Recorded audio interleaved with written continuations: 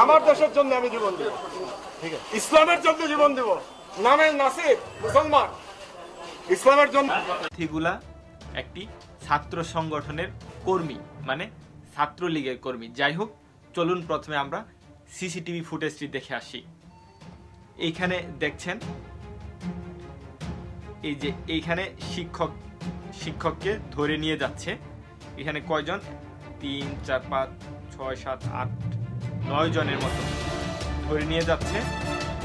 ধরে নিয়ে এই যে পুকুরে ফেলে। আসসালামু আলাইকুম দর্শক মন্ডলী, আসসালামু আলাইকুম ওয়া রাহমাতুল্লাহি ওয়া বারাকাতুহু। সাবেক সিইসি দুরুল হুদাকে গ্রেপ্তার করা হয়েছে এবং কিছু জনগণ তাদেরকে ধরে জুতার মালা পরিয়ে দিয়ে পুলিশের হাতে সোপর্দ করেছে। এই নিয়ে কিছু পত্রিকা এবং কিছু সুশীল নামের কুশীলগুলো মব সৃষ্টি হয়েছে বলে ধোয়া তুলেছে। এই মব কি এই সর্বপ্রথম হলো?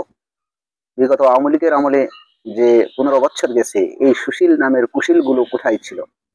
যখন মাহমুদুর রহমান মান্না সাহেব কুষ্টিয়ার এক আদালতে হাজিরা দিতে গিয়েছিলেন, তখন কি আইন শৃঙ্খলা বাহিনী কোথায় ছিল? তখন এই মবের যে দালাল, এখন বর্তমান যারা মব করে ইউটিউবে বা চ্যানেলে আপনারা পেপার পত্রিকায় যখন খুব ঝড় তুলে দিচ্ছেন, মাহমুদুর রহমান মান্না স্যারের যখন কুষ্টিয়া আদালতে যখন সে হাজিরা দিতে যায় একটা মামলা, তখন যে তার অবস্থা কি প্রশাসন সেখন ছিল না? সরকার তখন ছিল না? মন্ত্রী তখন ছিল না? ছিল। তারপরে জয়নুল আবেদিন ফারুক সাহেবকে যখন ঢাকার রাজপথে সাধারণ মানুষ পিটিয়ে যখন ইয়ে করলো, তখন মব সৃষ্টি হয়নি? হয়েছে। আজকে যারা এই যে সিইসির যে জুতার মালা নিয়ে তাকে যে অপমান অপদস্থ করা হয়েছে, বা এটা আমরা পক্ষে বলি না, সে অপরাধ করেছে, তার জন্য আইন আছে। কিন্তু এই যে আইন আছে, এই যে 10 মাস হয়ে গেল, এই 10 মাসে পুলিশ প্রশাসন কি করেছে? এই 3 জন সিইসির বিরুদ্ধে আমিও এর আগে দেখেন যে আমার ভিডিওতে যে এই সিইসির বিরুদ্ধে আমি কথা বলেছি, কিন্তু আজ প্রায় 6 মাস হয়ে গেল, এই আইন শৃঙ্খলা বাহিনী কি করেছে? এই সব সুশীলগুলো শেখ হাসিনার আমলে লক্ষ লক্ষ কোটি কোটি টাকা যে ব্যাংক লুপাট করা হয়েছে, বিভিন্ন প্রজেক্ট থেকে মারা হয়েছে, পদ্মা সেতু পরমাণু গবেষণা কেন্দ্র থেকে যে মারা হয়েছে, রূপপুর পারমাণবিক থেকে মারা হয়েছে, এই কোটি কোটি টাকাগুলো এখন এই সুশীল নামের কিছু মানুষকে আস্তে আস্তে আস্তে আস্তে কিছু দেওয়া হচ্ছে। আর এরা এই ডক্টর মোহাম্মদ ইউনূসকে বিতর্কিত করার জন্য এরা মিডিয়াতে এসে ধোঁয়া তুলছে যে এখানে মব সৃষ্টি করা হয়েছে। আপনি মব বলবেন কাকে? বলেন। এই সিইসি কে যে ধরেছে, সে জুলাই আন্দোলনের শহীদ হওয়ার পরিবারের সন্তান। জুলাই আন্দোলনে তার চোখ গেছে, সে তার চোখ, একটা সুন্দর চোখ তার অন্ধ করে দেওয়া হয়েছে। তারপরে তার মাথা যার ভাই খুন হয়েছে, যার সন্তান খুন হয়েছে, যার বোন খুন হয়েছে, যার সন্তান হারানো হয়েছে, সেই সব ছেলেপেলে যারা এই মানে সিইসি কে ধরে যারা আইনের আওতায় দিচ্ছে। হ্যাঁ, কোনো জিনিসের অবশ্যই ধরতে গেলে, কাউকে যখন আপনি ধরতে যাবেন, তখন তার শার্ট ধরতে হবে, কোলার ধরতে হবে, বা তাকে জড়িয়ে ধরতে হবে। সে পাশাপাশি করলে তার কিছু ক্ষয়ক্ষতি হবে। আপনি এটাকে মব বলবেন কেন? মব কি এই প্রথম দেখছেন আপনারা? এর আগে বিগত 15 বছরে আপনারা মব দেখেননি? মব কাকে বলে? যখন সরকার সমর্থিত বা সরকারের সুযোগ সুবিধাভোগী যেসব লোকজন, তারা যখন আইন শৃঙ্খলা বাহিনীর ঊর্ধ্বে উঠে যখন তারা একটা পরিবেশ সৃষ্টি করে, তাকেই তো মব বলে। রাজশাহী বিশ্ববিদ্যালয়ের ছাত্রলীগেরা একজন শিক্ষক, সম্মানিত শিক্ষককে যখন পানিতে ফেলে দিয়েছিল, তখন মব সৃষ্টি হয়নি?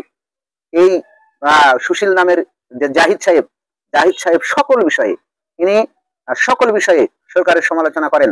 আমরা সমালোচনা করলে ধন্যবাদ জানাই, কিন্তু সুশীল নামের যে কুশীলতা আপনি করবেন, সেটা কিন্তু জাতি কখনো প্রত্যাশা করে না। একটা দেশ যখন স্বাধীন হয়, একটা গণ অভ্যুত্থান হয়, তখন সেই গণ আক্ষেপগুলো অবশ্যই আপনাকে মেনে নিতে হবে। একজন অপরাধী, আপনি বলছেন কি যে এই সিইসি, সাবেক যে সিইসি, তার কোনো অপরাধ নেই, সে একবার ফেরেশতা। সে এবং আওয়ামী লীগের কিছু লোক এবং সরকারি কিছু লোক, তারা এই শেখ হাসিনা করতে সাহায্য করেছে। এই শেখ হাসিনা একদিনে এরকম স্বৈরাচার হয়নি। শেখ হাসিনাকে আস্তে আস্তে আস্তে আস্তে এই পথে নিয়ে গেছে এই সব দুরুল হোদাগুলো, সরকারি এই আমলাগুলো।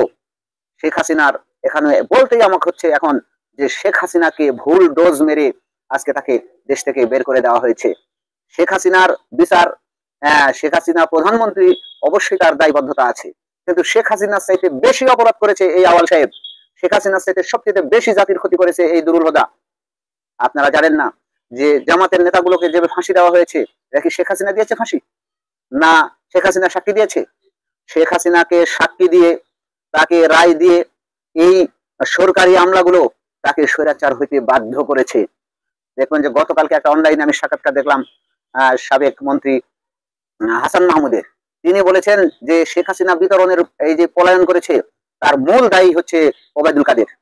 এই ওবায়দুল কাদের, এই সরকারি আমলা, এই আওয়ামী লীগের ক্ষমতার যে অর্থগুলো বা সুযোগ সুবিধা গ্রহণ করেছে, নিজের স্বার্থে পেট ভরেছে, বেগম পাড়ায় বাড়ি করেছে, এই লোকগুলো শেখ হাসিনাকে আজকে শেখ হাসিনা করতে বাধ্য করেছে।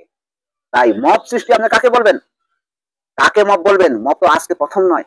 আপনি শ্রীলঙ্কার দিকে দেখেন, শ্রীলঙ্কাতে যখন একটা সরকার পতন হয় তখন তার এমপি মন্ত্রীকে রাস্তায় পিটিয়ে তার পোশাক খুলে নিয়ে উলঙ্গ করে ছেড়েছে। বাংলাদেশে সেটা হয়নি, হয়েছে? আপনি যে লোক সন্তান হারিয়েছে, যে লোক পিতা হারিয়েছে, যে লোক স্বামী হারিয়েছে, তাদের আক্ষেপগুলো কিভাবে আপনি সামাল দেবেন? একটা আসামি ধরেছেন, আসামিকে ধরার সঙ্গে সঙ্গে তাকে বুলেট প্রুফ জ্যাকেট দেওয়া হয়, মাথাতে হেলমেট দেওয়া হয়, কেন? কারণ তার প্রতি যে ক্ষোভ আছে সেই ক্ষোভ থেকে যেন কেউ তাকে হামলা করতে না পারে। এটা কি আজকের সৃষ্টি? এটা কি আজকের সৃষ্টি?